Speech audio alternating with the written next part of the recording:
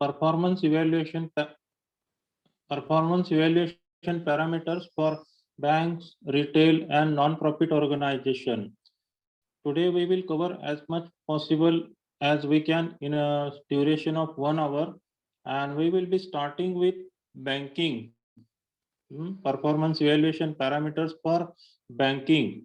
Now, as you can see in the PPT first, I have only 5 PPT, but explanation is much deeper than the number of PPT, where banking is a highly regulated industry. Regulated in the sense having strong restrictions imposed by law and working as a system very much disciplined manner, except few cases in a highly disciplined as it relates with money, and it has to own the trust of people who are investing by knowing the name of that bank and believing them. So that's way it is highly regulated industry, which makes it easier for you to evaluate each bank's relative performance and also the industry as a whole. As a common man, you must have seen even in the year 2021 or past decade, much before privatization took place, Indian banking system was having monopoly like situation wherein only few selected government banks were option for Indian citizens to open their saving account, current account, joint account, fixed deposit, or whatever they want to keep their money safe. Because local money lenders or cooperative banks, as the moment cooperative bank which started, had limited scope, and people who used to involve in starting up cooperative bank were not much reliable or trustworthy apart from their own circle of influence. Now, when it comes to Bank of Maharashtra, State Bank of India, State Bank of Travancore, State Bank of Hyderabad, they all are working in Indian market, Indian financial market to be precise, for years together. State Bank of India is the oldest bank in Indian market, almost 200 years ago. It started its operations. Now, when we are talking of banking performance evaluation, the very first thing what it comes to mind for performance evaluation is customer base. This is what included in your syllabus. Customer base, whether it is business to business banking or business to consumer banking, this particular base of banking sector is very much important. Customer base, when it comes to cooperative bank, apart from their own district, they are available in other few districts only. Most of the cooperative banks available in Maharashtra have their spread within Maharashtra much more than other states. Now, customer base has to remain limited on account of cooperative nature. You can see HDFC, ICICI as a private bank is available throughout India. When it comes to government banks, government regulated or state government regulated, Bank of Maharashtra, or for that sake, State Bank of India, their branches are throughout India. Naturally, their customer base is always high. Now, customer base is the source of income for any bank. More number of customers, more number of money is getting collected by bank or having in store with bank. So this is how customer base as a performance indicator is very much important. Any bank, when it advertises to its customers, potential customer, what is their audit class, how much deposits they have, how much loan they have so far distributed, what is their closing assets, and number of customers, how much they have served, branch number of branches, what they are. and total turnover. These all things they are advertising in their what we say, print media advertise or audiovisual advertise. But like Solapur based bank, Lok Mangal, Abhyuday, then there are many other banks. But within Maharashtra, cooperative banks have dereputed on account of certain banks which were cooperative and were not been able to satisfy customers' requirement and got dissolved on account of fraud, on account of illegal activities performed by management, board of directors, and they have to dissolve their bank. Even they were not been able to get merged with other bank, the way Vijaya Bank got merged with Bank of Baroda. That was not even happening with these cooperative banks. So these days, people have trust issue when it comes to cooperative banks, especially urban, well-educated people prefer to go with private bank, prefer to go with government bank, then and then only they go for third option as cooperative bank. Otherwise, they don't have any trust for these cooperative bank when they want to keep and expect return on deposits, mutual funds, or any other type of investment for these banks. Their lifetime earning they feel is safer with government or private bank. In fact, private banks also can't assure you that they are safe. So these all factors are there. Customer base based on nature of bank, whether it is state government, central government, or private or cooperative bank, bank's customer base differs and its number of branches across country, pan India, if do have sizable quantity, their customer base is naturally high. The next point is non-performing assets. Students, you can hear me?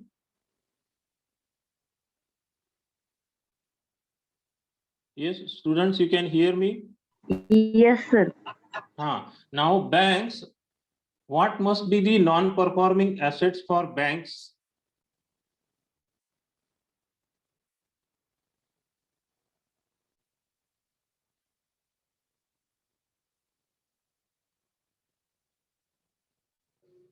Any idea you can give?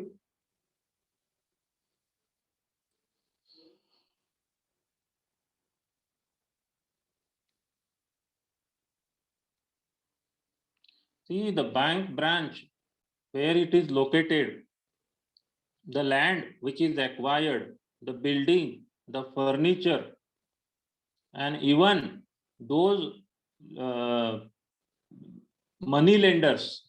I mean to say, those customers who have taken loan, whether it is personal loan, vehicle loan, home loan, or any type of business loan, mortgage loan, and have yet to pay them, they all are non-performing assets for bank. If I am paying my EMI on regular basis and within scheduled duration of my loan tenure, I am clearing my loan, not even keeping back a single penny to repay, then I am good customer for them. I am performing asset for bank.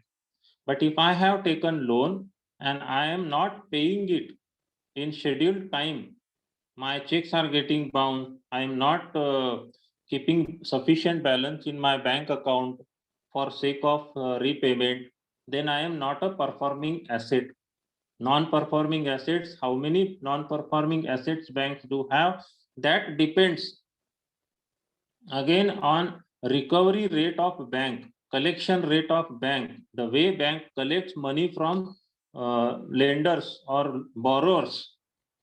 In that situation, their non-performing assets are getting reduced. Higher the percentage of NPAs, lesser is the profit. That is very simple to understand. Now, in such situation, if non-performing assets these days, in last 1.5 years, bankers have to understand that people are jobless. They are not allowed to go at their workplace. Whatever loan they have taken, they are not been able to repay its minimum amount also. Forget about principal part. Not even interest they are being able to pay. In such situation, on account of external environment and uncontrollable factor like pandemic of this disease, they also have higher percentage of NPAs.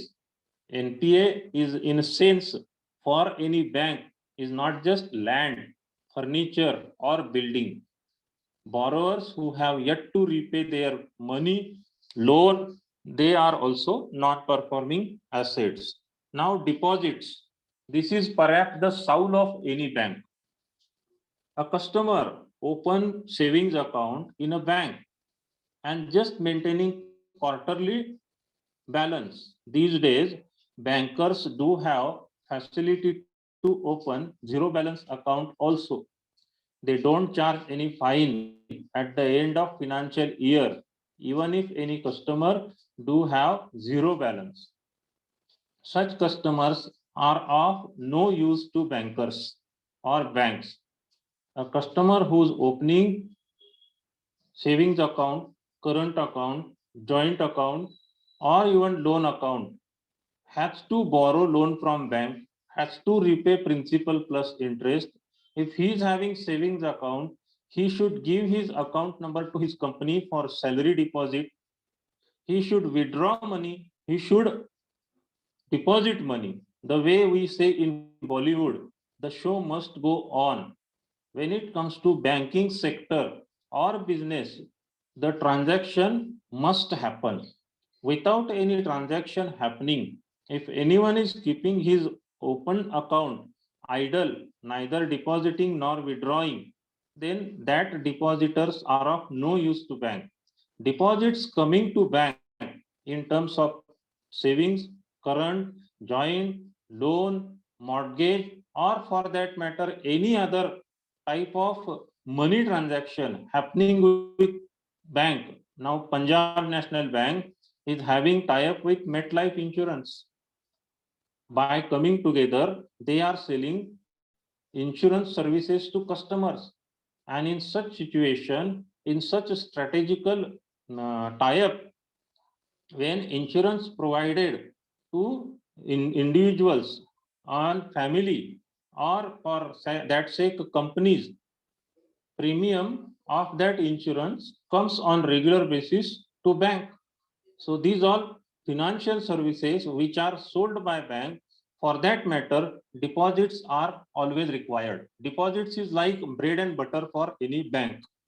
Return on interest, ROI, how much return we are getting.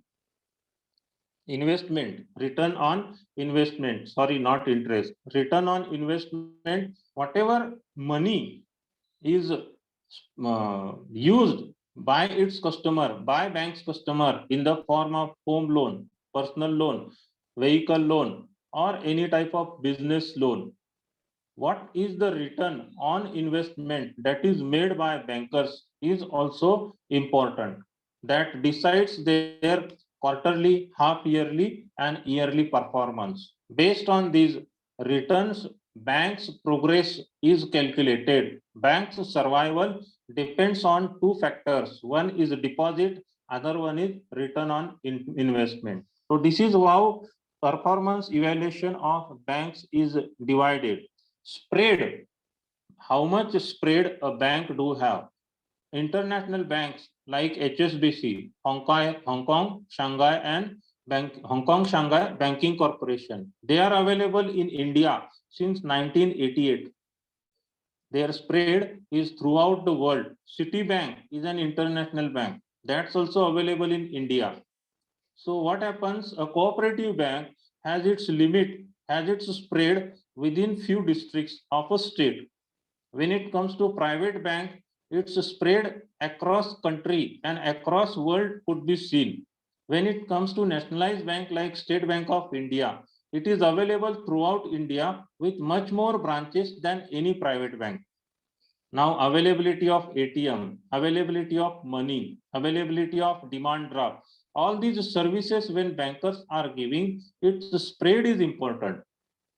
More the spread, more number of services remains available for customers residing nearby. Within metro city, if any bank is available, for rural area, they won't be able to have proper supply. So this is what spread is very important for bankers. Now these all factors are considered for performance evaluation of bank. What is stated here, banking is a highly regulated industry, makes it easier for you to evaluate each bank's relative performance. Regulatory bodies such as Federal Deposit Insurance Corporation, FDIC, and the Federal Reserve Bank, among others, publish large amount of banking data on their website. Financial performance, as I said to you, some of the key financial ratios investors use to analyze banks include return on asset. These all are ratios. Those who have finance as a specialization or those who completed commerce in their graduation, they must be knowing these ratios for financial performance are used. What it includes: return on asset, return on equity, efficiency ratio, and the net interest margin. These ratios are used for financial performance. Use these ratios to look for trends in the bank's own performance and also to compare financial performance with competitors. The efficiency ratio is a measure of non-interest expenses relative to income, and a lower efficiency ratio indicates stronger performance. Now, loan portfolio. This is what performance indicator loan portfolio. Most banks derive the bulk of their income from their loan portfolio. Within loan portfolio, different types of loans are available. This makes growth and the composition of a bank's loan portfolio an important metric for analysis. The notes to financial statement contains a breakdown of the bank's loan portfolio between residential mortgage, commercial, industrial, automotive, installment, and miscellaneous loans. These all are types of loans within loan portfolio. Residential mortgage, that makes a home loan or loan taken on property loan. Commercial, business to business loan. Industrial, again automotive loans. These all are B2B types of loans which are mentioned here: commercial, industrial, automotive, installment. Now also consider overall loan growth and differentiate between organic growth and loans generated by new branches. Pay attention for any trends in uncollectible loans. An increase may indicate weakness in the bank's lending capabilities or economic environment. This is one important factor for evaluation of banking's performance. Loan portfolio. Now, capital adequacy. Enough sufficient capital for a bank. What is capital? The money amount what they have with them. That's all. Since the collapse of several high-profile banks, including Investment Bank, Lehman Brothers, and Bear Stearns, these are banks from USA. Capital adequacy has been a hot topic. Banks must have sufficient capital in order to absorb losses and any potential liquidity declines stemming from customers withdrawing funds. If customers who used to keep funds with them, if they have withdrawn in sizable number or their terms with bank comes to an end, then banks with inadequate capital fund have to suffer. Banks with higher risk tolerance are potentially at risk for incurring losses, but also may violate regulatory requirements if insufficient funds are set aside as reserve.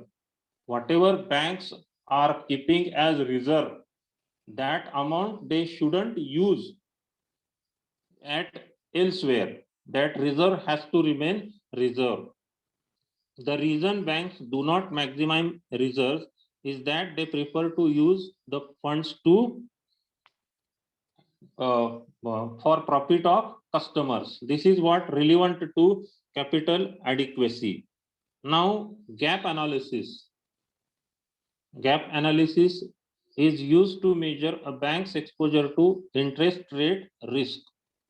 Banks try to match the durations of their assets and liabilities. What assets they have and how many liabilities they have to recover. This way, when a certain amount must be paid to a customer, the bank will have adequate cash on hand and will not have to use valuable earning asset to make the payment. As interest rate move, the nature of the stream of payments changes. Nature of stream of payments changes when interest rate goes up or goes down. The degree to which there is an imbalance between the durations of assets and liabilities will dictate the magnitude of the effect this will have on the bank's financial result. When it comes to money transaction, time plays one important factor. When we are borrowing any particular loan, even if sake of example, if we take personal loan, its maximum tenure is 5 years. When we are borrowing home loan, its maximum tenure for bank like SBI is 30 years. Because as a security, property is there for recovery.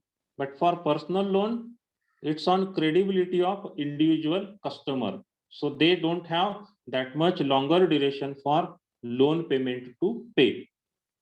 Apart from this, when it comes to auto loan is also much smaller duration, max to max 2 or 3 years. They don't go for that more than 3 years. So time factor plays very important role. This is what I was talking of loan facility. When we deposit money, fixed deposit, minimum duration of fixed deposit is 6 months, maximum up to 5 years, 3 years, 5 years. That way they go.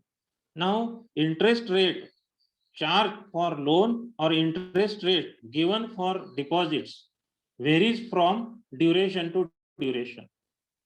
Less duration, less interest paid by bank to its customer.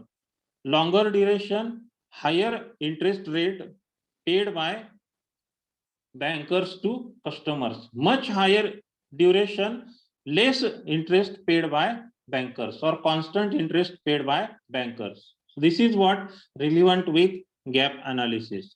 Apart from this, we are going into retail.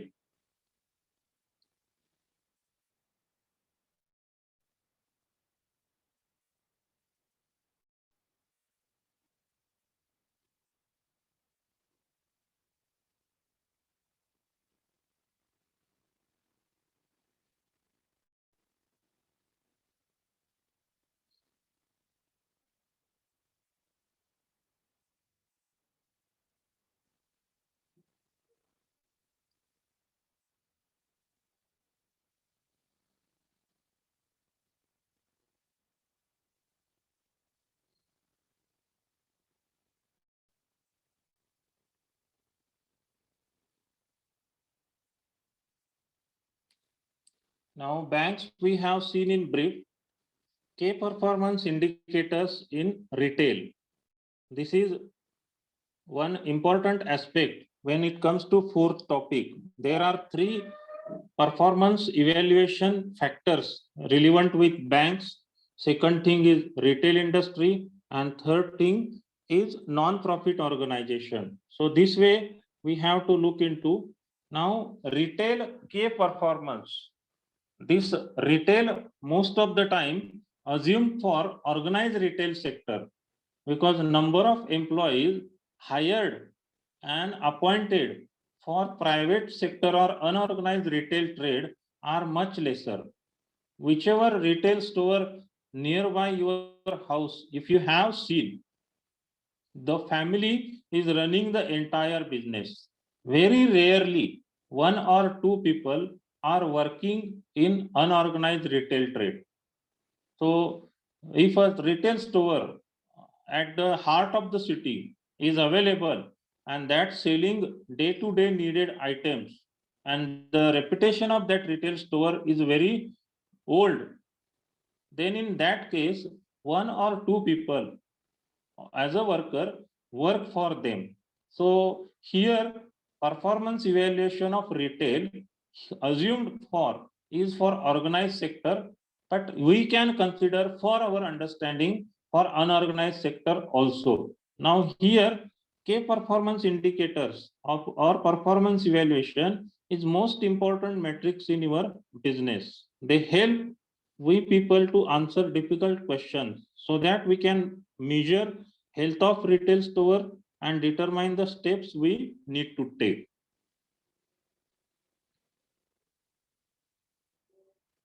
Now, the first performance evaluation criteria or key performance indicator, what we have to check here is incremental sales. I am enlarging the figure here. There is 3 years sales per square foot taken, and here 2014, 2015 and 2016 as year is taken. Now store location is New York, Paris, Berlin and London, and net income per square feet is also given here. Let's look into the theoretical explanation. The incremental sales measures the amount of sales you have gained as a direct result of marketing and promotional activities. Whatever activities performed for increasing popularity, image, or availability of that particular store in customers' mind, which requires certain amount of expense also, advertising expense or promotional expense, and on account of that expense, whatever sales we gain, that is measured in incremental sale.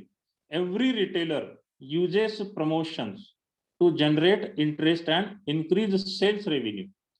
Promotional activities are conducted by every retailer, and what kind of promotional activities they are giving, that may be coupon for customers, discount, free gift, regular purchase discount. All these things are included in promotional activities, whether that's through social channels, direct mail or advertisements. Now by measuring the success and reach of each campaign, a retailer can determine which campaigns need tweaking in the sense improvement, and which one you should invest more time and money on. So this is how incremental sales is performed as a key performance indicator. Incremental sale happens on account of promotional activities and advertisement to create interest among customers' mind. We do have seen advertisement of Shopper Stop, Big Bazaar, Mower, Reliance Fresh on our television channels also. Store traffic. This is something very important for performance evaluation of retail store. One of the simplest method to measure performance of retail store is also one of the most important. The number of potential customer. If I am having few thousand rupees in my pocket and there are certain products kept based on my designation, age, purchase capacity or buying capacity, and based on my need, I become one potential customer for that retail store. Now, what is stated here? The number of potential customers coming through the doors of your retail store. How many customers enter inside your retail store? Without store traffic, people physically walking into your store, your retail business can't survive. Just for sake of interest, just for sake of touching product, smelling bath soap, or looking into their design, and then nothing purchasing, exit without purchase. is of no use for store visit. For a retailer, those people who are coming inside the retail store, they have to buy something. At least impulse buying, not planned buying, should happen. And stores are designed in such a way that a customer who's entering from entry point to the exit point, he has to go to his left, go to his right, then go straight, then again go to left. Likewise, their layouts are designed. Store designs or store layouts are of such a way that makes him to have one round of that store. And in that way, when he is having one round, he is not walking fast. He is going by slow speed. And that's why he keeps on touching, looking, smelling, experiencing availability of that particular product. And that makes that customer to buy at least few things. So that way, store traffic, which is coming in but not buying anything, is of no use. That retailer cannot survive if such people are more in number. A potential customer should get converted into existing customer. Now, looking at store traffic figures year over year, comparing 1 month to the same month the previous year can give you a quick indication of whether your business is growing. This second point in store traffic PPT is stating that June 2020, what was the performance or what was the total sale of a retail store, and June 2021. It's yet to over, so we can consider example of May 2020 compared with May 2021. If a previous year's sale was lesser than this year's sale, and in that way, we can have count of May 2019, May 2020, and May 2021. If the sale is increasing year by year, then definitely that store is in profit. Shopper value is equal to total sales divided by total shopper traffic. Now, what is stated here? Do you remember a movie or a cartoon where a character would look around and see a dollar sign instead of people? Instead of that person's head or face, a dollar sign is appearing. Means what? That person is not appearing as a person to me, but as a source of money. Now, what happens when people are coming into a shopper? They are as good as money source. What is stated here? Find out how much a visitor is worth when they enter your store. Pair this number with conversion rate and forecast how much your business can grow if you increase the conversion rate 0.5%, 1%, or 10%. This is what conversion rate is. If a person do have capacity of spending 2000 rupees in one attempt, then that customer should be said as a potential. Next time also he will be coming and spending the equal amount. It's not mandatory, but it is said that his potential is relevant with his spending. Average shopper dwell time. What is meant by average shopper dwell time? It is equal to total minutes in store for all shoppers or customers divided by total shopper traffic. Now explain here as using location analytics. Store managers can analyze how long shoppers tend to stay in the store on average. A high dwell time and low conversion rate may indicate that staff is unable to close the sale. Either our popular items are out of stock. There are two possibilities. A high dwell time and low conversion rate may indicate that staff is unable to close the sale. Either our popular items are out of stock. I am inside a retail store say for example, shopper stop. I am spending much longer time, almost 1 hour, 2 hour, and 3 hours also. But the number of items, number of products what I purchase are of low price or have no much profit for retailer. What that means? What that means? Staff working inside that retail store as counter sales representative, floor sales representative is unable to close, or popular items in that store are not available. Pairing dwell time with other metrics can yield interesting analysis that helps retailers make informed business decisions that will grow revenue. So this is what average shopper dwell time suggests as performance indicator. Now conversion rate, what it requires, conversion rate in percentage is equal to total transactions divided by total shopper traffic into 100. This data is simple to collect with a door counter and the sales information from your point of sale system. Now, analyzing conversion rate analyzing conversion rate trends can be used to optimize staffing and test promotional offers. You can even see how well your sales associate perform across multiple locations.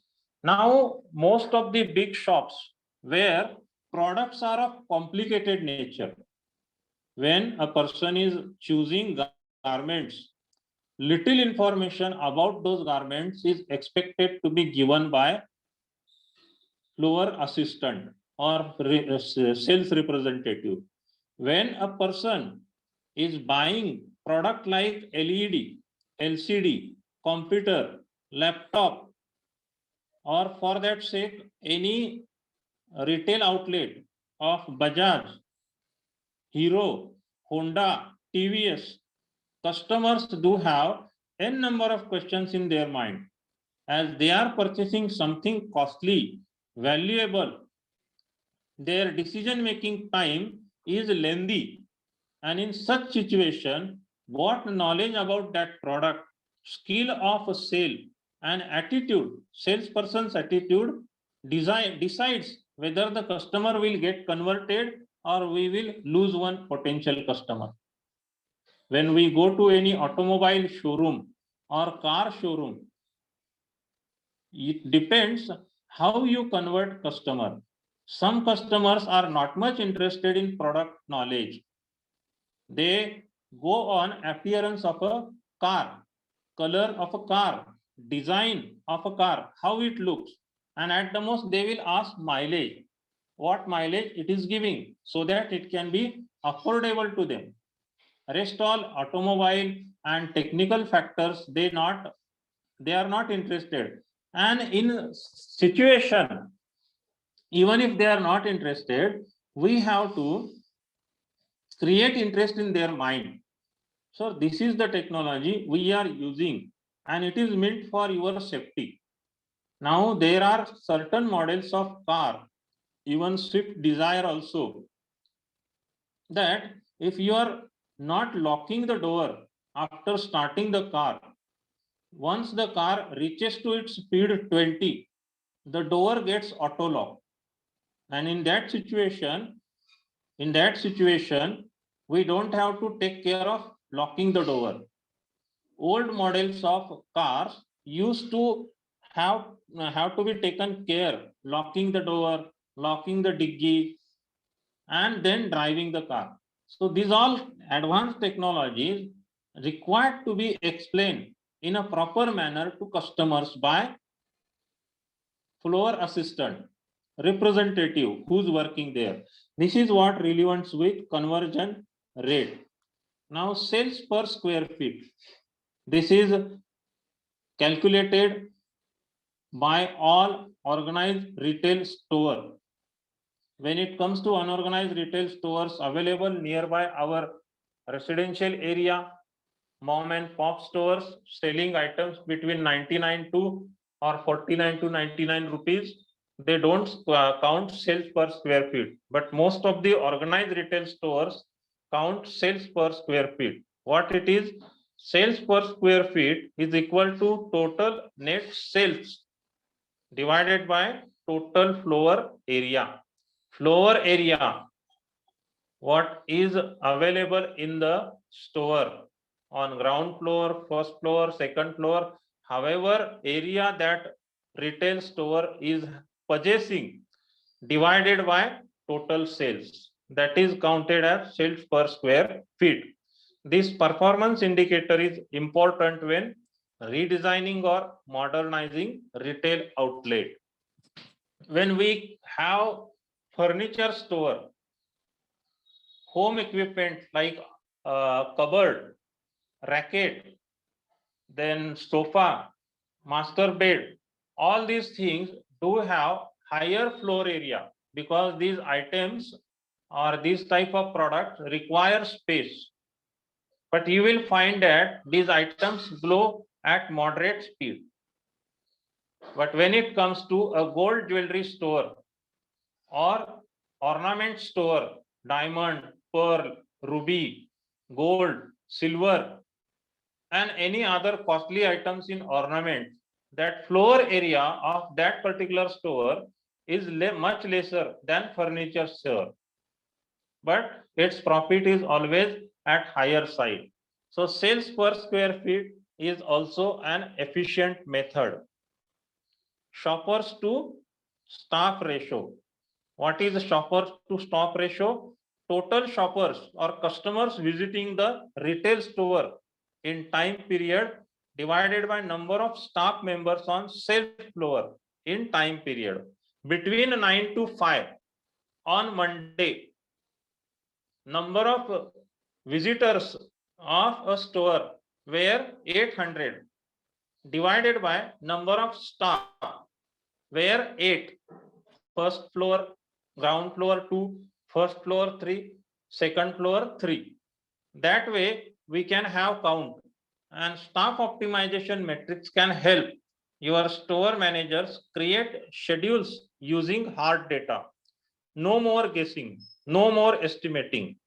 Pair this data with conversion rate and you will be able to see right away when the store is understaffed and your sales associate cannot handle the volume of shoppers. At a time, attending 50, 60 and 100 customers is a difficult task for one individual floor assistant. And in such situation, many customers, because they weren't given personal attention, goes without buying anything. And in such situation, to take personal attention of every customer and to know what he needs, number of floor assistants required is more. And in such situation, feedback from floor assistants also is taken. Feedback from customers also is taken, and proper strategy is made whether to hire more number of floor assistants or to keep the number same one. This is what relevant with shoppers to staff. What is relevant here with customer satisfaction? There are certain factors given in chart. Very satisfied, satisfied, very unsatisfied, unsatisfied, and neutral. Now, customer satisfaction metrics or parameters measure the quality of your customer service and provide a reflection of the public's perception of your business. Perception of public, what stated here as a word, is very much important.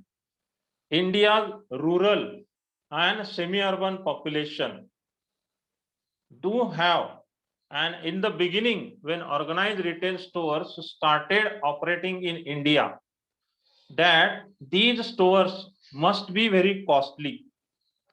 Whatever items, product available in our local retail stores, the same product, if they are made available in organized retail store, they must be charging high. This was the perception of Indian customers who belong to rural or semi-urban area, and that's the reason organized retail sector is not much growing in India. What people think, whatever is required to be used, to be purchased, if it is available nearby Kirana store, why should I go to a big size store where they are charging me higher amount? Now, it's important to remember that on average, happy customers will share their experience with 2-3 people. When a customer is satisfied and survey is made, all satisfied customers max to max tell their experience to 2 or 3 people, their relative, their friend, their neighbors. And when a customer is not happy, unhappy, will share their experience with 8 to 10 people. This is common attitude. When a customer is not satisfied, he will inform the same experience, explain the same experience, share the same experience with 8 to 10 people. And what it results into? Defamation.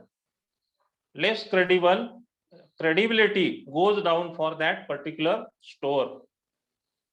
Now, here it has to be taken in a positive way.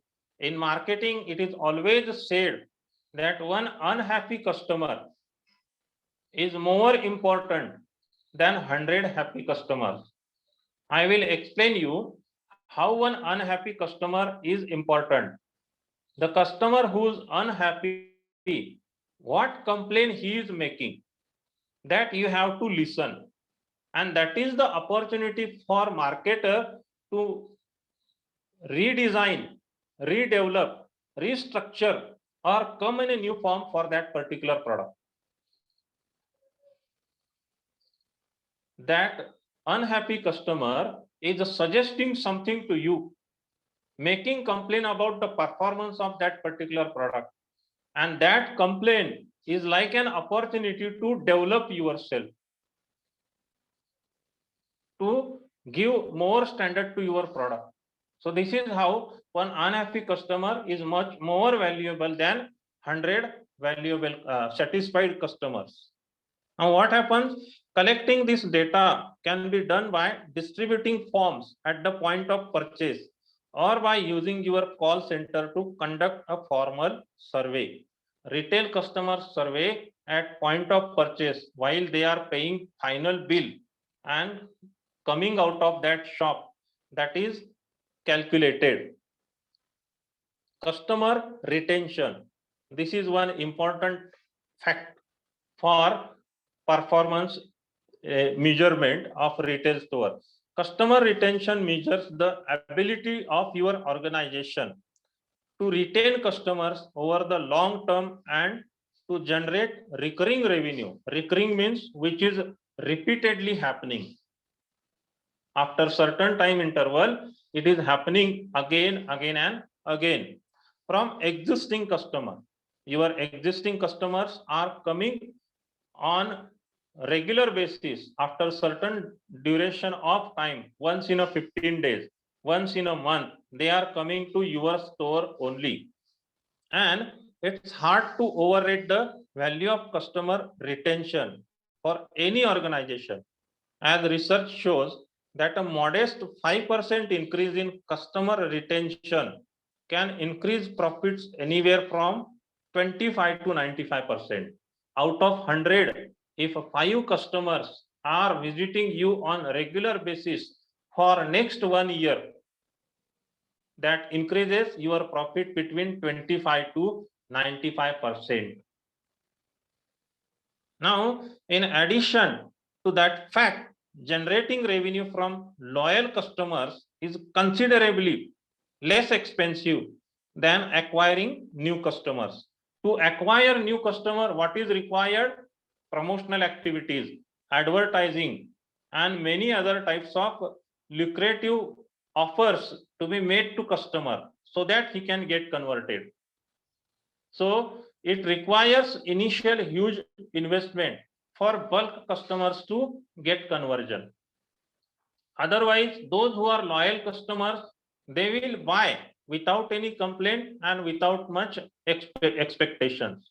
So this is what relevant with customer retention. If your regular customers are not going anywhere, not going to your competitor, then those customers with less effort are giving more profit. But potential customer, you have to take more effort and you have to expect less profit from them. Advertising as a firm is having huge initial investment, and recurring or recovering that advertisement cost is again a big challenge. Advertising of any company is not happening from pocket of those partners. It happens from the customer's money itself.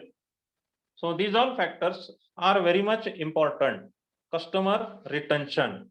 Profit margin is equal to gross profit divided by total revenue into 100. Profit margin is your main measure of profitability. What is stated here profit margin for can indicate how much money is actually going into your pocket. You could be making additional sales, but if it's cost you more than what you are earning from those sales, then you are not really making money. Now your profit margin can help you see if you need to lower cost or increase efficiency in your business. To widen your margins, for example, you can find ways to cut the cost to make your product, or you can perhaps tweak your prices. Tweak prices means low down the prices or increase the prices. Now, what happens when a product is consistently made for months and years together? Manufacturer or marketer of that product comes to know and generate idea how we can reduce the cost. What can be the opportunity? What is the possibility to reduce the cost of manufacturing? And that way they can have more profit margin. So this is relevant with, and lastly, conclusion, using the right data for your retail store will help you generate more revenue and grow the business. Right data relevant with potential customer, loyal customer, lost customer, number of customers visiting per day, number of customers on an average having something to buy, number of floor assistants working for your store, number of products which do have more chances of buying and frequently bought by customers, availability of popular items and their profit margin, previous quarter total sales and total revenue, current quarter's total sale till date, last year's same quarter revenue generated compared with this year's last quarter. These all types of data required so that you can generate profit. At least you will come to know whether you are doing business in profit or you are in loss.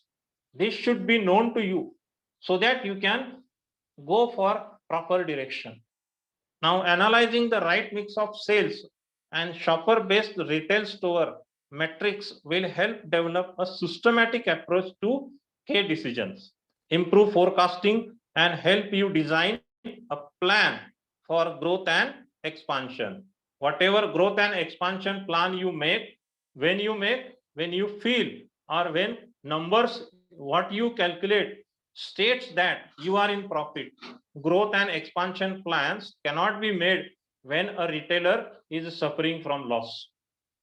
So these all things are required to be statistically and in a right data if it is available with us. Data which is stating that we are running in profit for continuous last 2 or 3 financial years. More than that, then they can think of growth and expansion. So this is how this performance evaluation of retail stores is done. It's almost 9 o'clock. I will stop here now.